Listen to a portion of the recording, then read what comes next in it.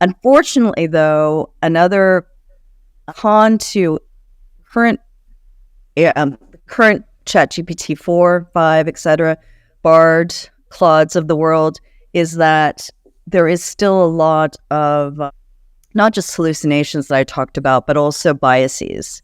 Mm-hmm. And so you have to look at it with a human filter, without a doubt. And let's talk about the biases a little more. What does that mean for you? Well, I can give you a real life example. I could try to do a Thanksgiving card using, DALL-E 2, which is part of ChatGPT 4 suite. I seem to really like hipster Caucasian guys with beards for some reason.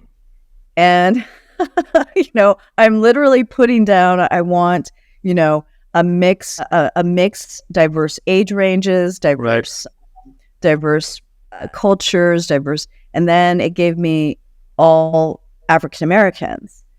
And I couldn't figure out how to get them. I literally spelled it out. I would like, 2 Latinos. I would like 2 Asians. I would like, Wow. It could not understand that. It could not give me it. Just even at how specific I provided, it could not give me what I was looking for. But how do you put a human filter? That something is great, right? Because that's a visual filter. You can easily apply that. But if somebody is looking for some information on ChatGPT, and let's ask the question, give me an article about X, Y, and Z. Give me an article about diversity. And most of the content is correct, except some of those specificity, which talks about diversity for them. It could be using your example as a basis for that there's only 2 races, Caucasians and African Americans. That's it, right? Yeah. How do you apply human filter to things these are things we're aware of because we're talking about it? But how do you apply human filter for topics that we have no sense of? I think that like any good source or any researcher would recommend is that they look at their source content of what ChatGPT is providing first. Mm-hmm. So find out and trust but verify. The military term of everything. So you always double check the sources. You look at other sources. I mean, I always look at who the source is coming from, and can I get it double verified through a separate independent source. Got it. Okay, now I think that makes sense. So I'm going to put some words into your mouth. You tell me if that makes sense or not.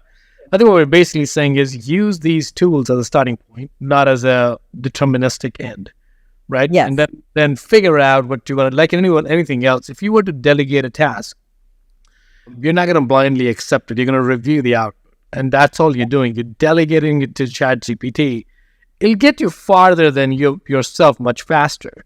But that doesn't mean it's accurate. The accuracy still lies in the eyes of the beholder of what you feel is accurate. And that's an important piece. So, Michelle, let's jump forward. How are you using AI? And I'll give you two different distinct buckets here. How are you using AI in your personal life? And how are you using AI in your business life?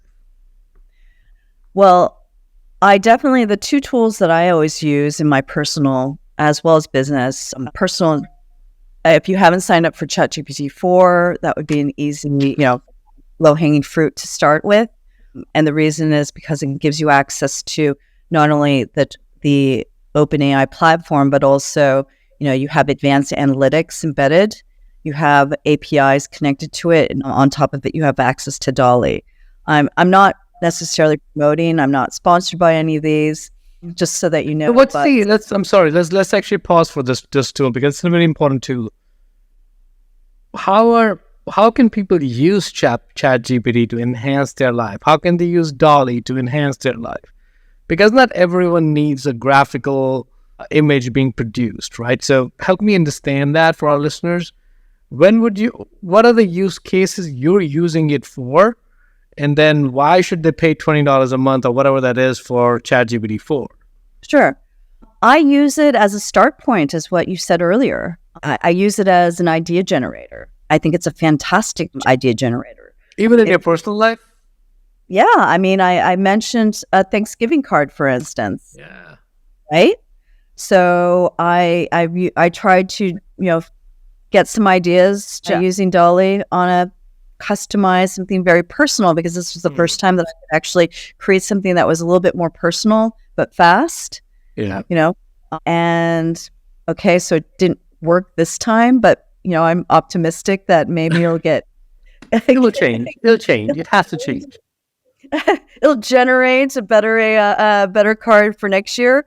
So on a personal level, you could use it for cards. You can use it for announcements. I used it actually recently to try to take a trip with my daughters to Asia, and I was using ChatGPT to give me, okay, I have 10 days. I'm going to be in these cities. Help map an itinerary. Yeah. Give me, and it didn't work because it was more for like older people. My kids are 16 and 18, so you could ask and prompt and tailor it to teenagers. And it's a great tool for as a starting off point. Absolutely. Perfect. So let's move forward. ChatGPT, Dolly, great examples, and I've used them for similar purposes. Actually, it can generate a great image for social media as well, for personal or professional. It doesn't matter. You can give it anything. It can basically enhance what you want to say. And more importantly, if English is not your native language, you can actually give it a text and say that make it better or whatever, however you want to say that. This is not a prompt engineering lesson. That's a completely different course. We're basically saying that you can give any input, and depending upon what your ask is, it'll either refine it, it'll suggest something else. It's all depending upon what question. It's like, I think, tell me if this is right. ChatGPT is like your teacher.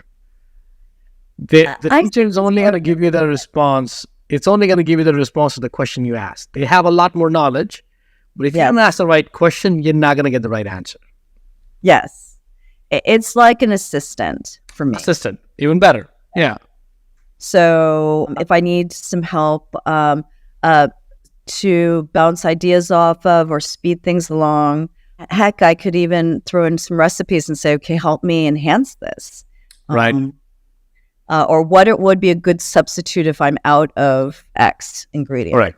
Correct. So, love that. I think ChatGPT has innumerable use cases. Once you start using, your mind's going to explode. If you haven't used it already, hopefully everyone has tried it. If not ChatGPT 4.0, at least the free version, 0.5 or whatever. I can't remember the versions now. 3.5, yeah. 3.5. So let's talk about the next tool that you use in your daily life. So, we talked about ChatGPT 4, which I use all the time, and I also use the note-taking tool. So I know a lot of us are still semi-remote or completely remote, and so having a note-taking tool, whether that be Firefly's Otter or even Zoom just came out with their own note-taking tool embedded, I think it's a huge productivity enhancer.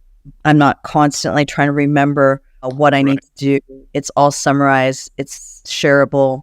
So that is a definite win in terms of the pocketbook, because you don't have to have an assistant take the notes, write it up, send it out, etc. Right. And it allows me to focus on making actual connections to people as opposed to busy taking notes. So I can get things done faster and more efficiently. Love that. Any other tool that I'm sorry, I'm going to keep until you tell me enough. What other tools are there?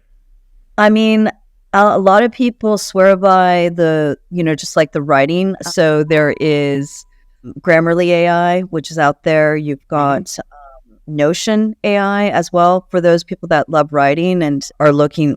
Perhaps we all have that dream of writing our book. Yeah. So I know a lot of writers swear by Grammarly as well as Notion, and those I think are great. It really depends on your different hobbies. There's some really great, there are great ones for presentations. Canva, beautiful, are out there. But Canva an AI tool? Excuse me? Is Canva an AI tool? It was never originally an AI tool. However, that's a great question that you're asking, because more and more companies that are non-AI specific are now launching their AI, enhanced version. You've got Box, you've got Dropbox, which were just pure storage service providers. Now they have Box AI and Dropbox, etc. So more and more, you're going to have these artificial AI tools embedded into your regular technology.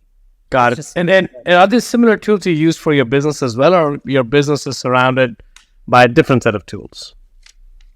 I use ChatGPT and taking AI tools all the time in my business. It's some of the low-hanging fruits I suggest to those around me who ask. There are other AI tools out there that will help a syndicator or someone who's a real estate investor. On the underwriting side, for those there are several out there. You've got, tools of different price points. Intel Cree is one of them. Archer, Click AI, Red IQ. They all have their own type of versions of writing AI tools. And then you have on the back end, Lease AI for those who are looking to enhance their property management services. They're great in terms of providing 24/7 lead generation as well as response. So they have chatbots when there isn't a property manager to help the scheduling of the tour or to answer any of the top FAQs. It can do that 7 days a week, 24/7. So it has a dramatic and positive impact on your response rates as well as your lead generation. I had a friend of mine who, within a week of deploying Lease, for instance, saw an increase by 18% of the tours, bookings of tours.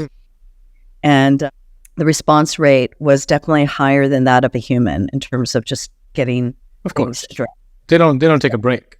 Exactly. They don't get tired. Tired, yes. Yeah, they don't have to eat. So no, I think that makes sense. Michelle, how are you seeing your companies? I don't know if you have a metric to share with us, before AI versus post AI or during AI. There's never going to be a post AI because there's always going to be an AI now. There's a lot of it has to do with productivity. A lot of it has to do with, in terms of, does it have a direct impact on the revenue? Mm-hmm. So I mentioned the two tools, Lease AI and Lease. They definitely have an impact on both sides of the equation, on the revenues as well as the expenses. Sure. On the revenue side, if you see a huge uptick of bookings as well as applications and their move-ins because of this, that's money in the bank. Yeah. So if you could increase your capacity by even 2 to 3 more applications and move-ins per month, depending how large your portfolio is. Mm-hmm. I mean, that's a real ROI we're talking about. Plus, on top of it, the cost savings from not having to employ another human being to even answer a fraction of coverage, that's, again, money saved. So the ROI there is real. I mean, that would be a perfect case study scenario for AI, like the good things that AI can do. On the flip side, you have to really, really be concerned, and that's, again, circling back to the human filter and making sure that you apply good governance to this, is housing will be increasingly butting heads with AI in terms of, fair housing standards. So you have to be extra careful. That's where the human filter becomes absolutely mission critical.